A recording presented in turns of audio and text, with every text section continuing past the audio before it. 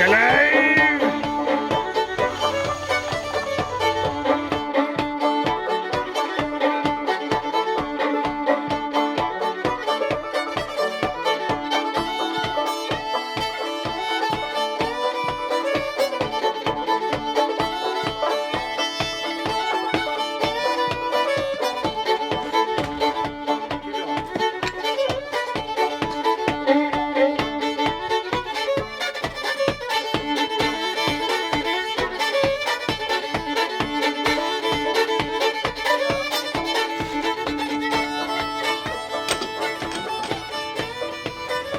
So I've started making pieces for the foremast, which is going to be a large box construction. So this is the first of the two large staves. There's be two large staves and two smaller staves assembled into a box with triangular wooden fillets on the inside. And yeah, this is the first piece. This is from a very large black spruce tree that I got for free on Facebook Marketplace this time last year, and milled last year, so it's about a year seasoned. Feels pretty dry. It's not the best stock I could get, but it is the stock I could get, so starting to think about other spars as well. I have the makings of my mizzen mast, which is an Bristol Channel pilot cutter mainmast. It needs a bit of modification and a bit of cleaning up, but that's pretty much ready to go. And I have my bowsprit, which came with the boat actually. Again, needed modification and cleaning up, but that's pretty much ready to go. And lots of smaller spars as well, which are all on the rack over there waiting to be dealt with, but this one first. I'm using the bowsprit that came with the boat. I am also using, what is it? I forget which mast it is. I'm actually using for the large forelug yard, and all the various gaffs and booms and whatnot that came with the gaff rig. I'm adapting into the other yards. Yeah. So caulking, as you can see, is done. And I don't know if you want to get any shot of like how it looks, but I'm racking my brain as to how long it took and how many pounds of cotton went in here. I want to say about a dozen pounds, something like that in total. And it took several weeks. I forget how many weeks, but several weeks. But yeah, that's all done. And now moving on to paying with seam compound, which I'm making my own seam compound. So this is some of the seam compound that I've made. This is a mixture of, actually have some here. This DAP 33 window glazing compound, which is a it's a linseed oil based putty. So what I do is I take this, I add a little bit more linseed oil, and then I also mix in bottom paint, which is why this is blue, because I had some blue bottom paint. The consistency that you get is really good. I'll have to see how it holds up in the first season, but I feel pretty good about it. It does all the things that the stuff that you get off the shelf does. It fills the space, it protects the cotton, it's a little bit biocidal, so it stops things from growing on the seam, and it's soft enough that as the planks expand and contract, it should come and go with that fairly readily. Yeah, so that's underway on this side. Everything below the waterline is done. Have to do above the waterline, and of course the whole starboard side is not done yet, but yeah. We can't see two things that are down on the inside, which is pitching and... Ah, yes. Can you talk about what's going on inside the boat below and why that? Because below the waterline done means something we can't see, right? Right. Ballasting is also done. So I have loaded in 3,100 pounds of lead blocks, which are themselves set in 4,500 pounds of concrete. That was a job, which I'm very glad is done.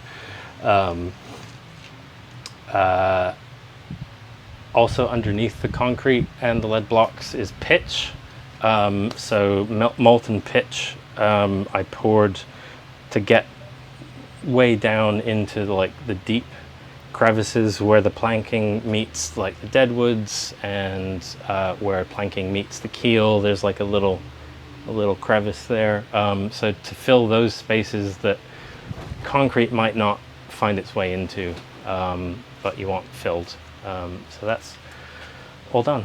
The ballasting is a guess based on what was in the boat and knowing that it wasn't quite enough.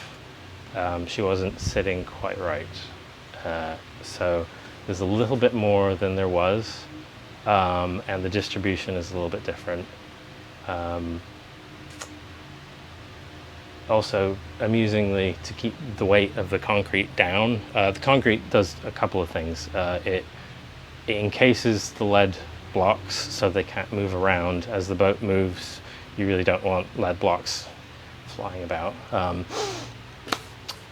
It also makes a continuous surface for drainage, which is pretty important. With a boat like this, it's really difficult to limber traditionally, as the term is. There's a lot of spaces that it's really challenging to get water to flow past.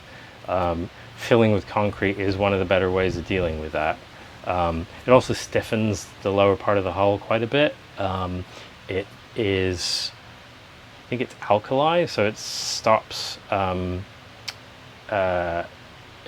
rot fungus from becoming established. So it's actually quite good for the wood to have concrete in there. Where was I going with that? Oh yes.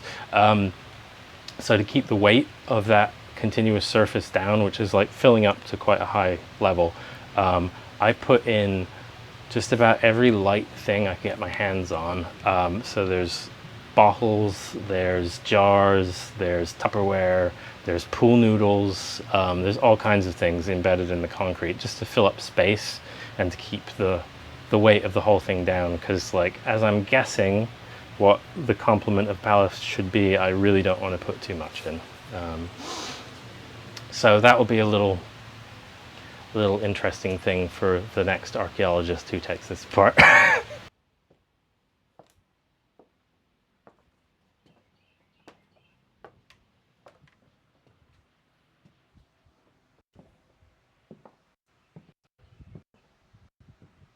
So up on deck you can see a lot of progress.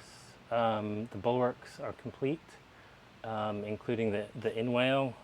So this is going to be the sort of landing surface for the cap rail ultimately. I can't currently install the cap rail because I can't afford the fasteners to fasten it down, but I'm working on that. So, but that's all ready to go, which might mean that I'm done with steaming.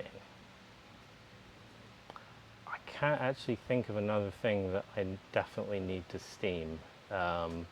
We'll see. There's probably something else, but all the major steaming is now done anyway.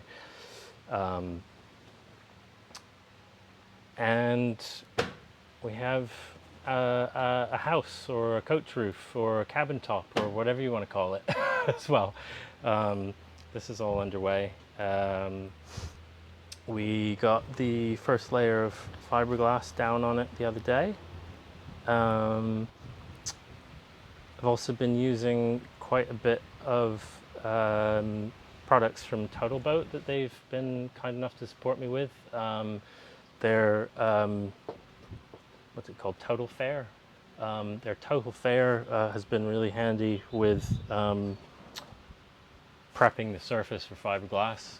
This is sort of a departure from the way that the rest of the boat is constructed. This is all glued laminate. So we have 1/2-inch MDO plywood for the sides with internal framing made out of larch and some Angelique, and the grubs are made of sapele. And then on top we have a layer of 3/8 beadboard facing down, so it looks really nice from inside inside the hold, and then a layer of again 1/2-inch marine ply and MDO on top, which are getting 2 layers of fiberglass on top of them. Ultimately, this is all going to be painted, and I'm hoping to find a good set of port lights for down the sides. So if anyone has kicking around a set of 6 or 8 matching port lights, please let me know. I'm in the market.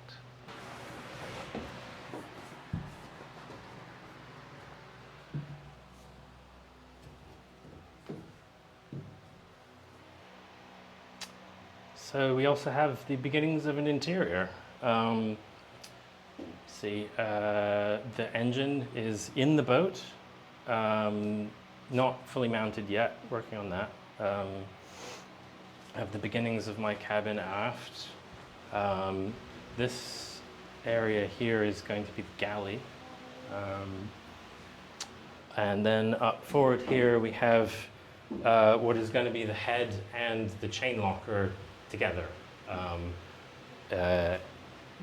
Given where I wanted to put the windlass, it made sense to have the chain locker here, and then I also really wanted to be able to stand up to have a shower in the head, so that needed to be within this space in order to make that happen.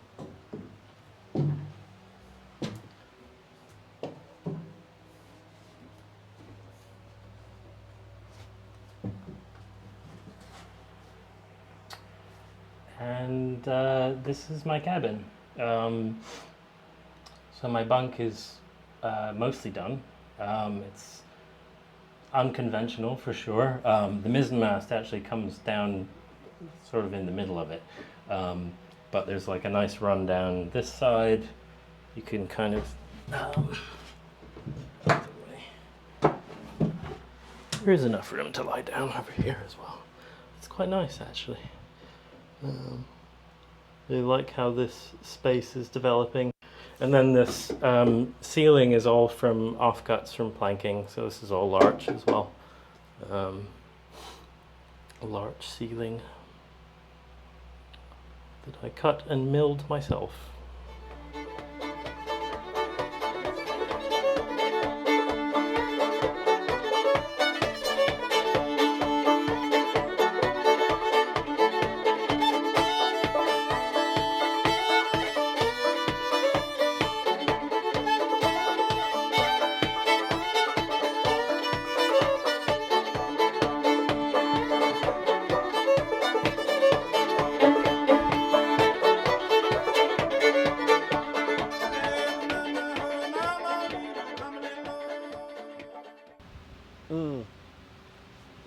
Yeah, I'm hunched like a gremlin.